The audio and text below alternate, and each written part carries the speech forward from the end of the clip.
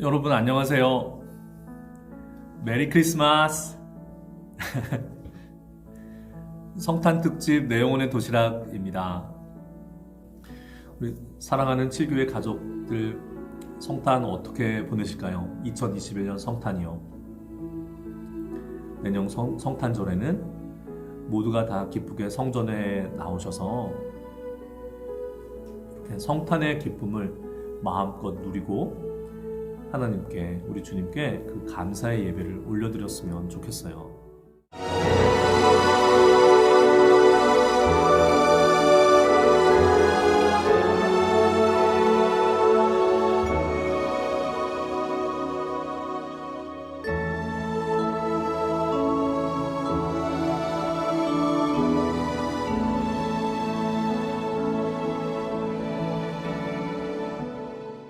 성탄 특집 내용문의 도시락에 다시 읽을 사도행전 말씀은 사도행전 28장인데요. 그 중에서 11절부터 16절까지 그리고 마지막 30절과 31절의 말씀을 함께 읽도록 하겠습니다. 먼저 11절부터 16절의 말씀입니다. 계신 곳에서 함께 읽겠습니다. 석 달 후에 우리가 그 섬에서 겨울을 난 알렉산드리아 배를 타고 떠나니 그 배의 머리 장식은 디오스 구로라.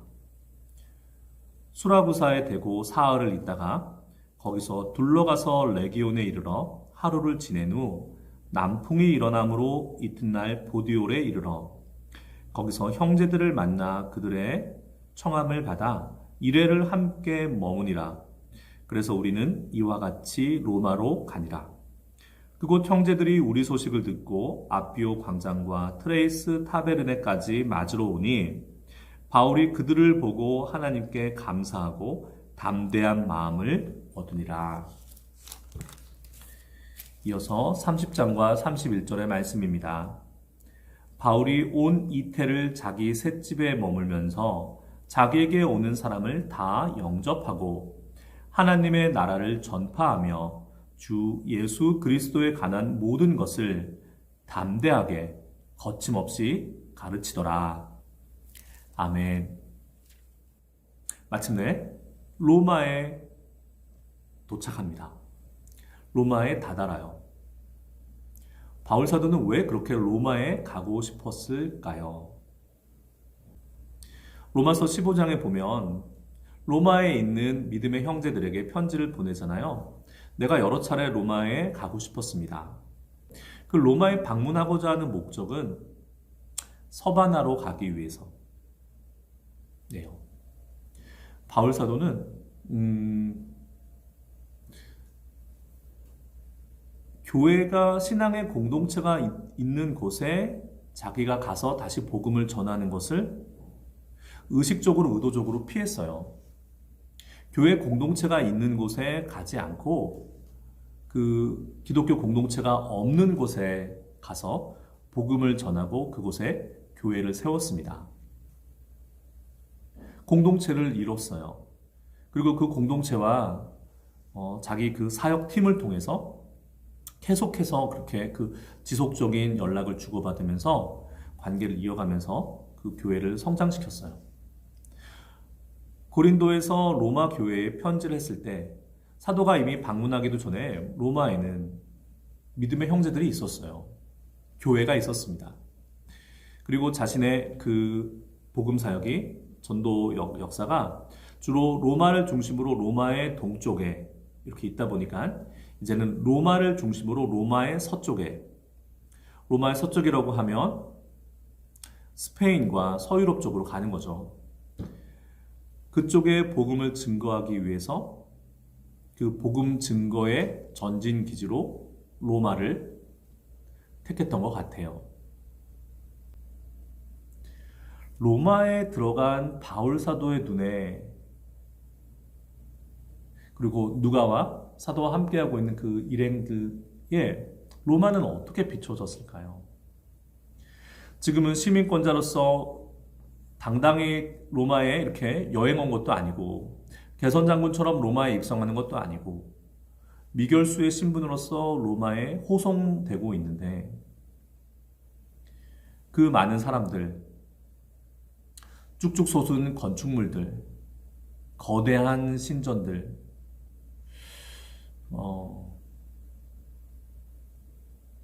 글쎄요. 바울 사도가 거기에 압도당했을까요?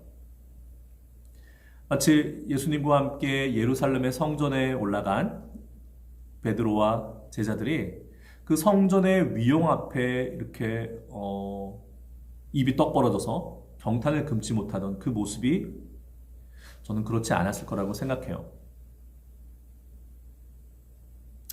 그 근거는 오늘 사도행전 28장에는 이런 기록이 있어요. 바울 사도가 하나님의 나라를 전파했다. 하나님의 나라를 설교했다.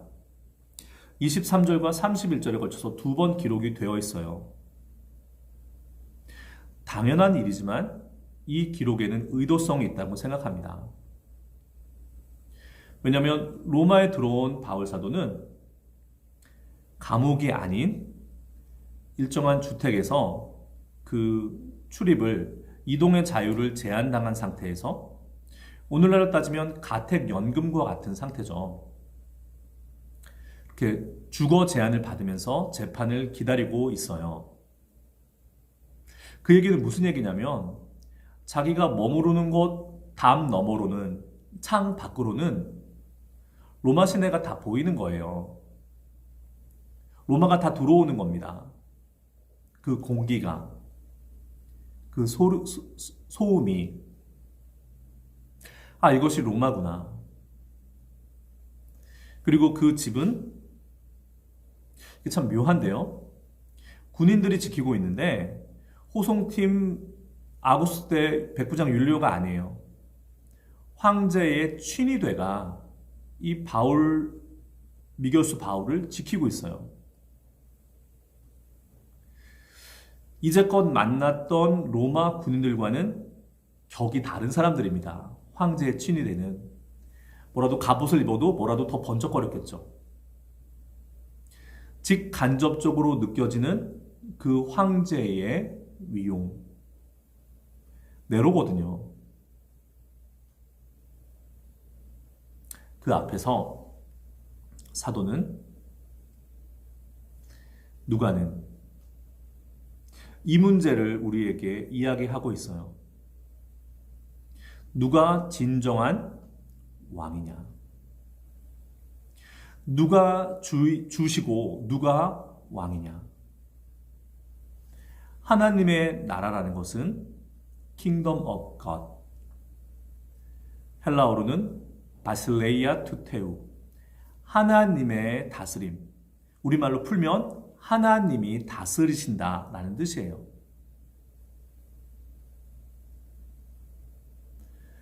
그 제국의 심장부,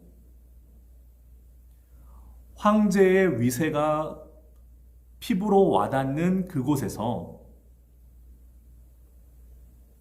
우리의 진정한 왕은 하나님이시다. 하나님이 다스리신다는 것을 선포하고 있습니다. 그리고 누가는 그것을 23절과 31절에 의도적으로 기록하고 있어요. 그리고 이 누가의 의도는 사울과 공감하고 공유하고 교감한 내용이죠. 바울 사도와, 갑자기 사울이라는 이름이 튀어나왔네요. 사도행전 13장 이후로 사라진 이름이었는데 바울 사도와 한마음으로 느끼고 있는 거죠. 여러분, 멜리데 섬에서 남팔에서 조난당해서 상륙한 섬, 그곳에서 겨울을 나는데요. 3개월 동안. 그곳에서 추장 보블리오의 아버지 그 부친의 열병과 이지를 고치잖아요. 주 예수의 이름으로 안수해서 고칩니다. 그리고 수많은 사람들을, 질병을 주 예수의 이름으로 고칩니다. 여러분, 저는 이런 질문이 있어요. 누가 의사잖아요. 의사 누가가 자기가 갖고 있던 로마의 약물과 로마의 의술로 병자를 고치지 않았어요.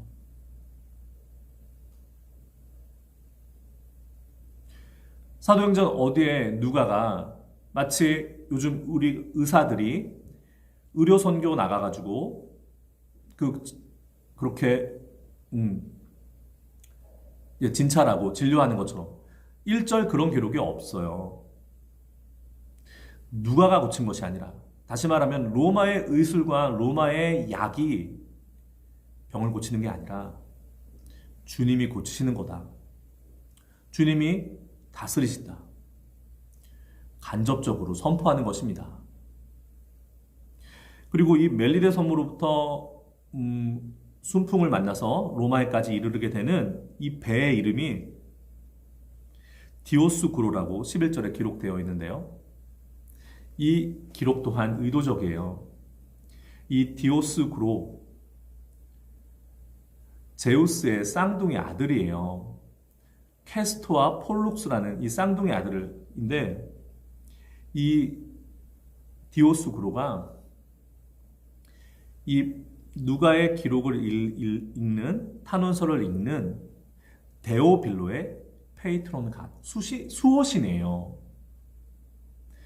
그런데 누가는, 바울사도는 간접적이나마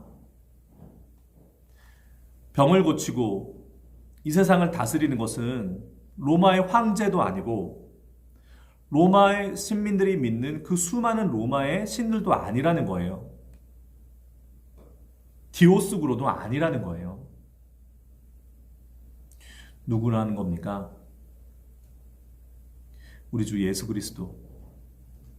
예수 그리스도의 하나님이시라는 거예요. 그리고 이런 의도도 읽혀요. 데오빌로 가카의 수호신 그 디오스구로, 제우스의 아들, 제우스의 아들의 그 가호를 받으니 얼마나 든든하시겠어요가 아니고 진정한 하나님의 아들을 믿으세요. 그리고 하나님의 아들 되세요. 라는 의도도 있다고 생각해요. 어쩌면 바울 사도와 자기 자신을 그렇게 하나님의 아들, 하나님의 메신저라고 소개하고 있는 것 같아요. 지혜롭습니다. 그리고 이 로마의 이 가택연금 상태에서 바울 사도는 멈추지 않아요. 바울 사도는 멈추지 않습니다. 유대인 높은 이들을 청해요. 그래서 자신의 복음과 자기가 왜 여기 와 있는지를 설명해요. 듣지 않죠. 그리고 많은 방문객들을 받습니다. 로마 교회의 형제들도 있었을 것이고, 또 그로부터 전도를 받은 로마의 귀족들, 고관들도 있었을 거예요. 그들에게 23절처럼 아침부터 저녁까지 강론합니다. 하나님 나라를 증언해요. 오보레 때입니다. 고린도에서 디도 유스도의 집을, 회당 바로 옆에 있는 디도 유스도의 집을 그렇게 사용했어요. 자신의 복음 전파의 센터로. 그리고 에베소에서 두란노 서원을 그렇게 활용했어요. 두란노 서원이 멈춰있는 점심시간과 오후 4시까지의 시간을 계속해서 복음을 증언하고 사람들에게 하나님의 복음을, 성경을 가르치는 곳으로 사용했어요. 지금 로마에 가택연금된 자신의 거주 제한 지역을 그렇게 사용하고 있는 거예요. 황제에게도 굴하지 않고 로마의 그 수없이 많은 잡신들에게도 굴하지도 않고 그곳에서 진정한 주인이시오 진정한 왕이신 예수 그리스도와 그분의 나라를 선포하고 있는 겁니다. 이곳에서 바울 사도는 단순히 그 일만 하는 것이 아니라 편지를 써요. 이른바 옥중서신이라고 알려진 4개의 편지를 씁니다. 에베소서, 골로새서, 빌레몬서, 그리고 빌립보서요. 그 중에서 에베소서와 골로새서와 빌립보서는 유난히 예수 그리스도에 대한 선포가 많아요. 저는 이렇게 생각해요. 사람은 상황의 영향을 받잖아요. 상황의 지배를 받는 건 아니지만 상황의 영향을 받아요. 환경의 지배를 받는 건 아니지만 환경의 영향을 받습니다. 로마에서 로마 황제와 로마의 신들로 둘러싸인 그곳에서 세상 권세와 세상 사람들이 쫓는 그 수없이 헛된 신들에 둘러싸인 바울 사도가 의식적이건 무의식적이건 예수 그리스도를 끊임없이 선포하고 증언하는 거예요. 우리 그 성경들 한번 찾아볼까요? 빌립보서 2장 5절로 11절입니다. 제가 세 번역 성경으로 읽겠습니다. 여러분 안에 이 마음을 품으십시오. 그것은 곧 그리스도 예수의 마음입니다. 그는 하나님의 모습을 지니셨으나 하나님과 동등함을 당연하게 생각하지 않으시고 오히려 자기를 비워서 종의 모습을 취하시고 사람과 같이 되셨습니다. 그는 사람의 모양으로 나타나셔서 자기를 낮추시고 죽기까지 순종하셨습니다. 십자가에 죽기까지 하셨습니다. 그러므로 하나님께서는 그를 지극히 높이시고 모든 이름 위에 뛰어난 이름을 그에게 주셨습니다. 그리하여 하늘과 땅 위와 땅 아래에 있는 모든 것들이 예수의 이름 앞에 무릎을 꿇고 모두가 예수 그리스도는 주님이시라고 고백하여 하나님 아버지께 영광을 돌리게 하셨습니다. 아멘. 그리스도 손가라고 알려진 그 부분이에요. 그냥 빌립보 교인들에게, 사랑하는 빌립보 교회 교인들에게 예수님을 다시 한번 상기시킨 것이 아니고 로마의 한복판에서 온통 황제와 세상 신으로 둘러싸인 그 헛된 것들로 둘러싸인 그곳에서 우리가 믿을 것은, 우리가 섬겨야 할 것은, 우리가 우리의 전 존재를 두어야 할 것은 예수 그리스도밖에 없다라는 아주 절실한 그런 선언이에요. 에베소 교회에 보낸 편지에도 이 마음이 담깁니다. 1장 17절부터 23절의 말씀이에요. 우리 주 예수 그리스도의 하나님이신 영광의 아버지께서 지혜와 계시의 영을 여러분에게 주셔서 하나님을 알게 하시고 여러분의 마음의 눈을 밝혀주셔서 하나님의 부르심에 속한 소망이 무엇이며 성도에게 베푸시는 하나님의 영광스러운 상속이 얼마나 풍성한지를 여러분이 알게 되기를 바랍니다. 또한 믿는 사람들인 우리에게 강한 힘으로 활동하시는 하나님의 능력이 얼마나 엄청나게 큰지를 여러분이 알기 바랍니다. 하나님께서는 이 능력을 그리스도 안에 발휘하셔서 그분을 죽은 사람들 가운데서 살리시고 하늘에서 자기의 오른쪽에 앉히셔서 모든 정권과 권세와 능력과 주권 위에 그리고 이 세상뿐만 아니라 오는 세상까지 일컬을 모든 이름 위에 뛰어나게 하셨습니다. 하나님께서는 만물을 그리스도의 발 아래 굴복시키시고 그분을 만물 위의 교회의 머리로 삼으셨습니다. 교회는 그리스도의 몸이요 만물 안에서 만물을 충만케 하시는 분의 충만입니다. 아멘. 우리 주 예수 그리스도의 수프리머시, 최고, 지존, 이것을 선포하는 거예요.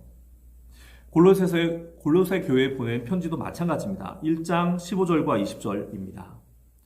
그 아들은 보이지 않는 하나님의 형상이시요 또 모든 피조물보다 먼저 나신 분이십니다.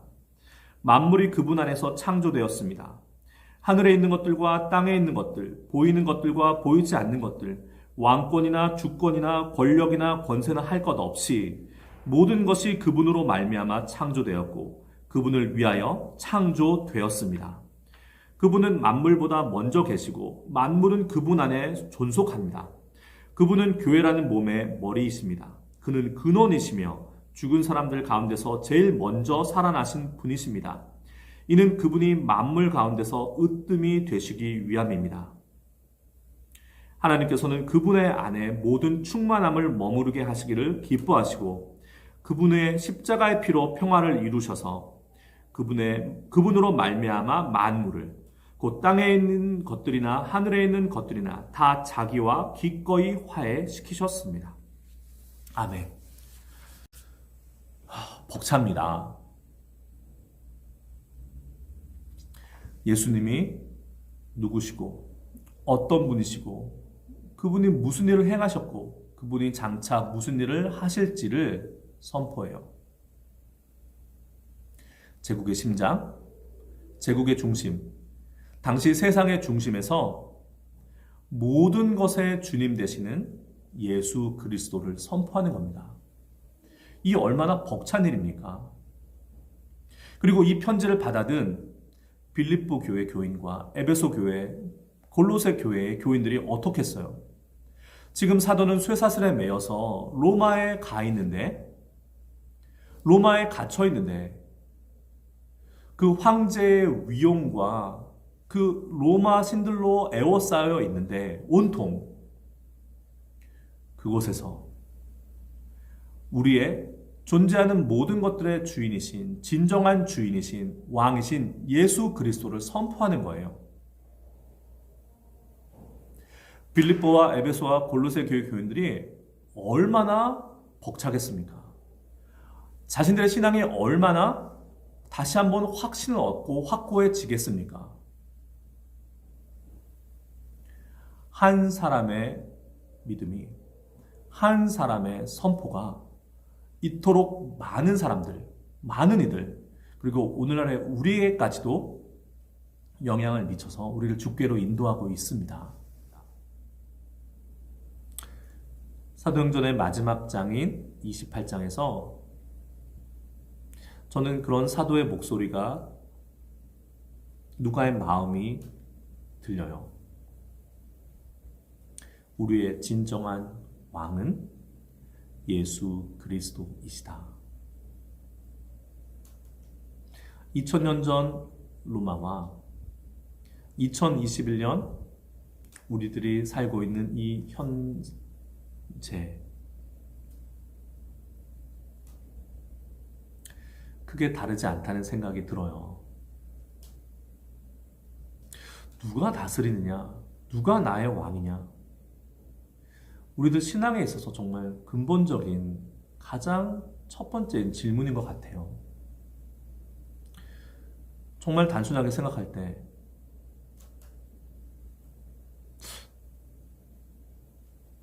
내가 뭐 때문에 살지? 내가 누구로 인해서 기쁘지? 내가 누구의 말을 듣지? 나를 지배하는 것은 누구이지?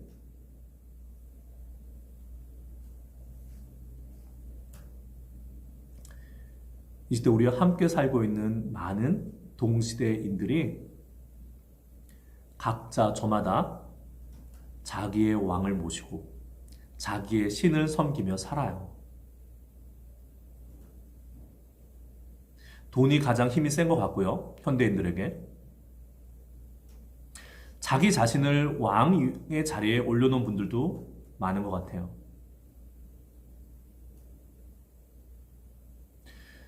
그래서 주머니에 돈이 두둑하면 기쁘고 돈이 없으면 불행하다 느끼고 내가 왕이기 때문에 존중받고 높임받으면 기쁘고 그렇지 못하면 무시받으면 세상 모든 것이 무너지는 것 같고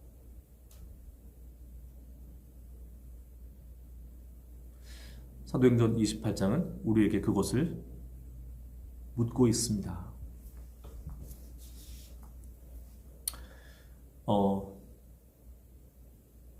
하나 더 있어요. 아까 바울 사도는 정말 멈출 줄 모르는 사람이다.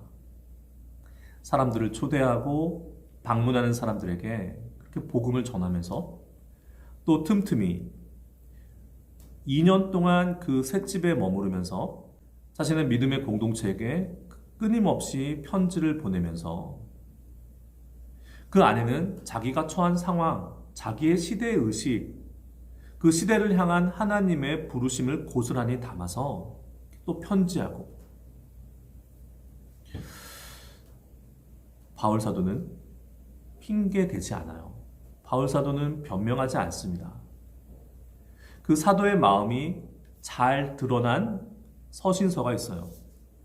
제가 요즘에 바울 서신을 다시 한번 꼼꼼히 읽고 있어요.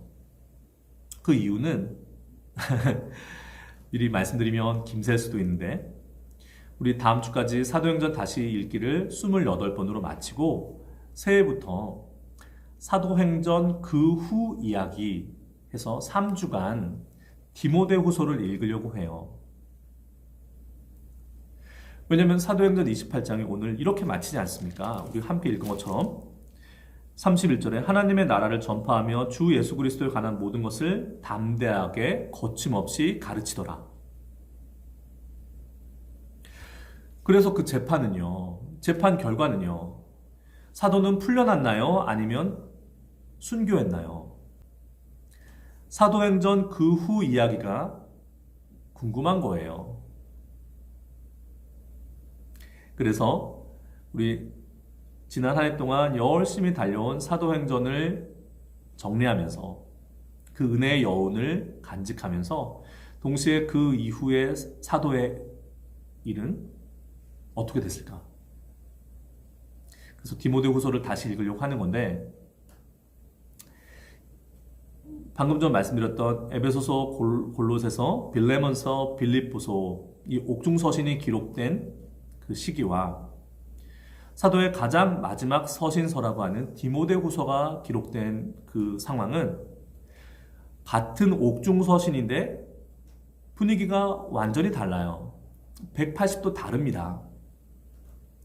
그것으로부터 출발해서 그 사이에 있는 여백을 바울 서신을 통해서 이게 부분적으로 이렇게 조각조각 들어있는데 그 안에서 우리 실마리를 찾아서 사도행전 그 후 이야기 바울 사도의 행적을 찾아보려고 그래요. 그래서 바울 서신서를 열심히 다시 읽고 있습니다. 근데 새롭게 부어지는 은혜가 참 커요. 근데 지금 이 누가와 로마에 가택연금된 상태로 바울 사도가 어떻게 지내는지, 어떤 마음으로 지내는지를 잘 담고 있는 서신이 있어요. 빌립보서 3장 12절로부터 14절의 말씀이에요.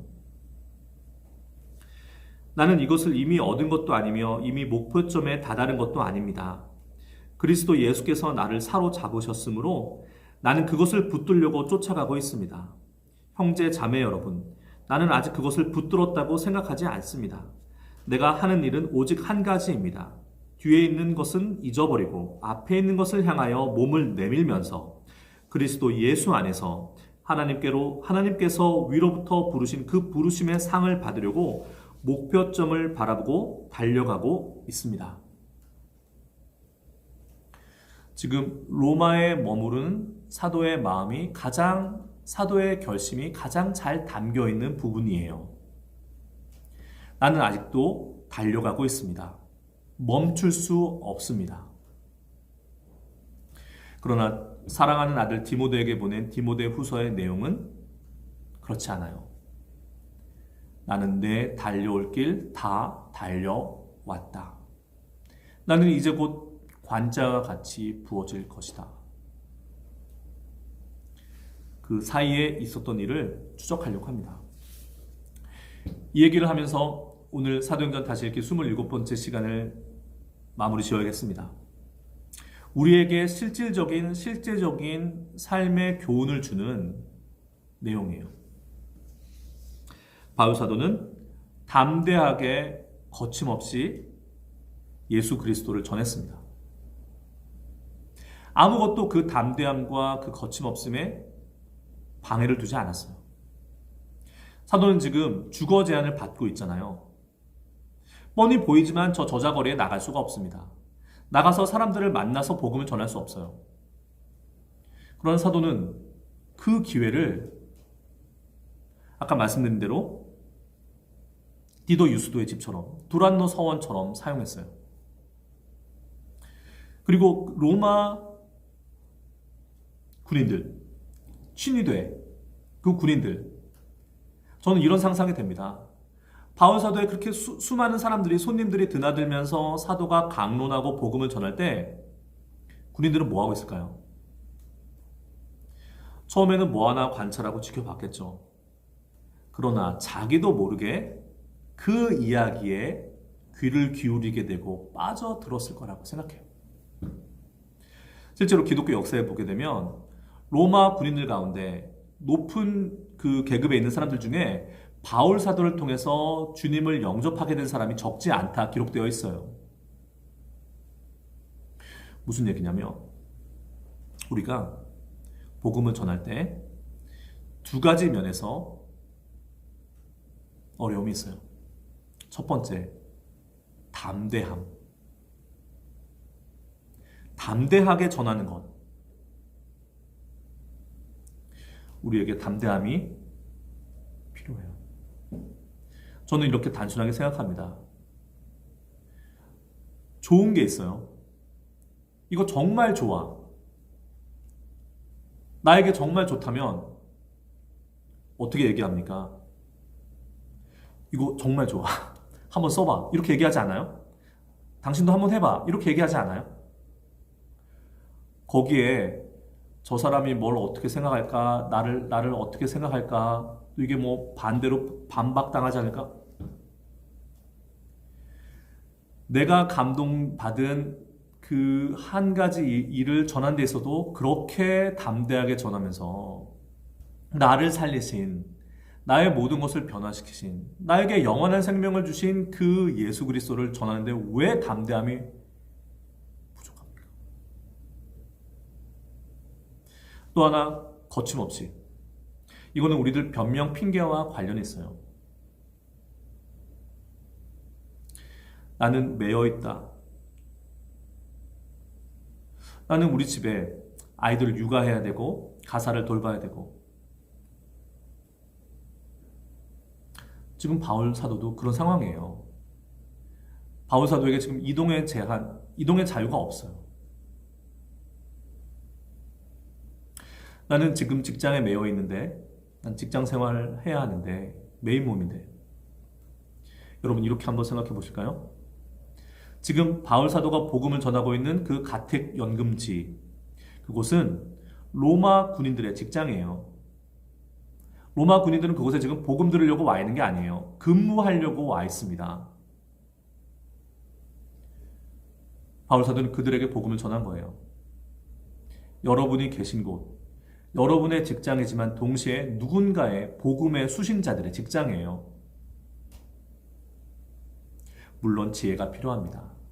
지금 우리 현대사회에서 이 상호 존중의 민주적인 개인의 자유가 최우선적 가치인 이때에 복음을 강요하거나 내가 말하니 너는 들어 이렇게 전할 수 없어요. 바울 사도도 결코 그렇게 전하지 않았어요. 그러나 마음속에 담대함을 주옵소서.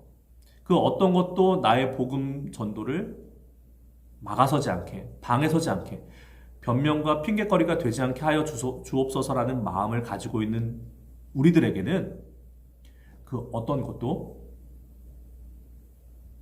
방해가 될 수 없습니다. 바울 사도는 이렇게 이야기하고 있어요. 빌립보서 1장 12절 18절 말씀인데요. 형제 자매 여러분, 내게 일어난 일이 도리어 복음을 전파하는 데 도움을 준 사실을 여러분이 알아주시기 바랍니다.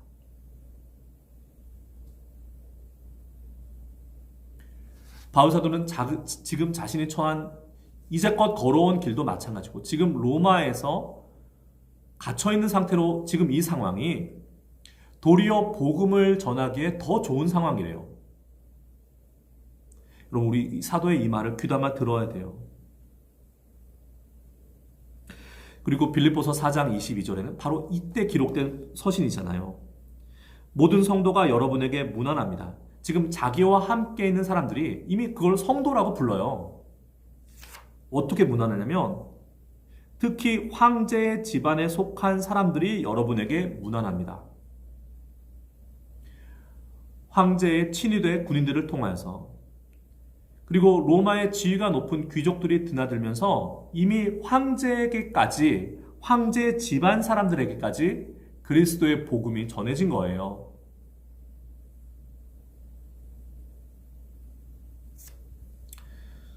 사도행전 28장을 읽으면서 이제 다음 시간에는 사도행전 전체에 대한 전체 메시지에 대한 우리의 지난 대여정에 대한 마무리를 하려고 해요. 한 시간을 통해서요. 오늘로써 28장이 끝이 납니다.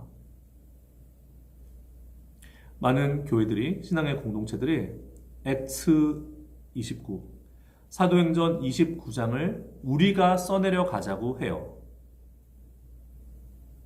좋은 믿음의 구호입니다. 네. 무엇으로요? 무엇으로 우리 사도행전 29장을 우리가 써내려 갈 수 있겠습니까? 28장에 사도행전 전체가 그리고 좁히면 28장을 통해서 우리는 우리가 사도행전을 이어받아 써내려 갈 두 가지를 확인하게 돼요. 첫째는 누가 나의 진정한 주님이시오 왕인가에 대한 확인, 재확인. 그리고 두 번째는 그 어떤 나의 상황과 처지 형편도 복음을 전하는 일에 있어서 사도행전 29장을 써내려 가는 데 있어서 걸림돌이 되지 않는다. 내가 직장에 매여 있건 내가 안 믿는 사람들로 불신자들로 둘러싸인 곳에 있건 아니면 물씬 만능의 이 시대 속에 나 하나의 신앙을 견지하기도 어려운 상황 속에 처해 있건 그것은 오늘 사도가 빌립보 교회에 보낸 편지에서처럼 내게 일어난 일, 내가 갇히고 매인 이 일이 도리어 복음을 전파하는 데 오히려 도움이 됩니다. 라는 것이 사도행전 29장을 쓸 수 있는 사람들, 바로 우리들에게 필요한 일이에요. 하나님 나라, 하나님이 나를, 우리를 존재하는 모든 것들을 다스리신다는 우리의 믿음 위에 그 어떤 것도 우리의 구주 예수 그리스도를 전하는 그 일에 있어서 나의 담대함을 위축시킬 것은 아무것도 없다. 그 어떤 것도 방해할 수 없다. 이 두 가지가 사도행전 29장을 써가는 사람들의 특징입니다. 저는 그렇게 결론 짓습니다. 성탄이에요. 성탄 특집입니다.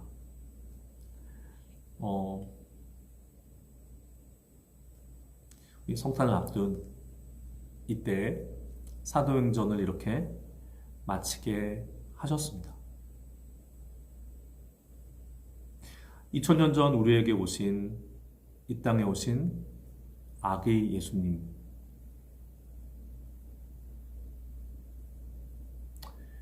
우리의 구주로서, 온 세상의 구주로서, 평강의 왕으로서 이 땅에 오셨죠.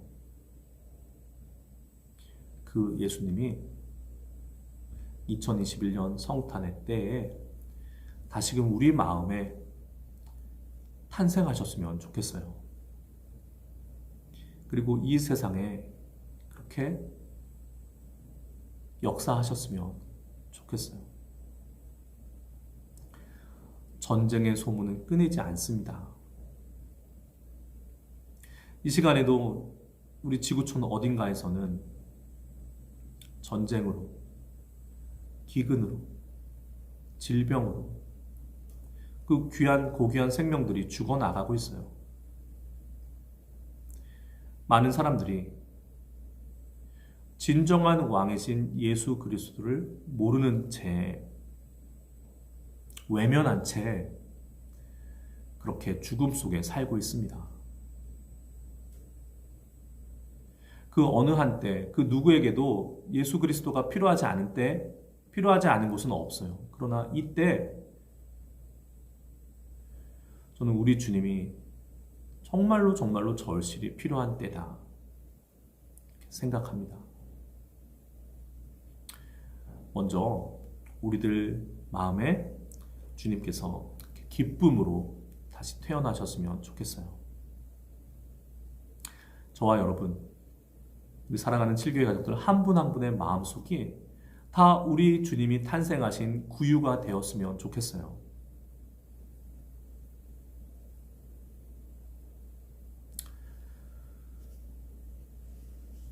때가 이럼에도 불구하고, 이런 상황임에도 불구하고 그것이 우리의 성탄의 기쁨을, 주님 오시는 그 기쁨을 위축시키거나 방해하거나 하지 못합니다. 우리 칠교회 공동체 그리고 온 세상에 이 주님 탄생의 기쁨이 전해졌으면 좋겠어요. 사도행전 29장이 뭐 별건가요? 나의 예수님을, 내 안에 계신 예수님을 전하는 겁니다. 나 예수 믿으니 너무 좋아. 그거 얘기하는 거예요. 그게 우리들의 사도행전 29장이 되었으면 좋겠습니다. 예수 우리들의 밝은 빛, 은혜와 긍휼을 베푸시는 주, 의의 길을 따라가는 주의 자녀들에게 항상 밝은 빛을 비추시네. 그는 구원의 주 하나님, 공의로 세상을 다스리시네. 주를 경외하는 자들에게 부어주시는 놀라운 주님의 영광.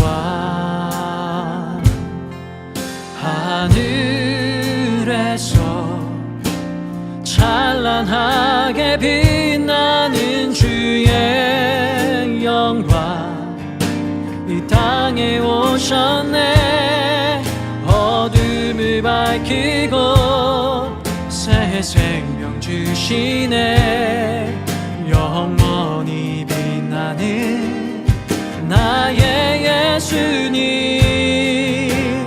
높이 영광과 찬양 받으시기를 경배합니다. 슬픔을 거두고 내게 자유 주시네. 기쁨의 노래를 영원한 나의 빛, 하늘에서 찬란하게 빛나는 주의 영광, 이 땅에 오셨네. 어둠을 밝히고 새 생명 주시네. 영원히 빛나는 나의 예수님, 높이 영광과 찬양 받으시기를 경배합니다.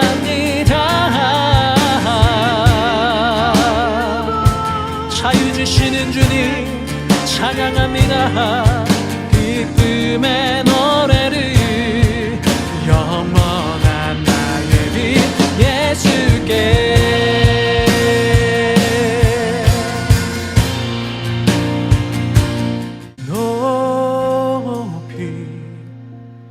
영광과 찬양 받으시기를 경배합니다.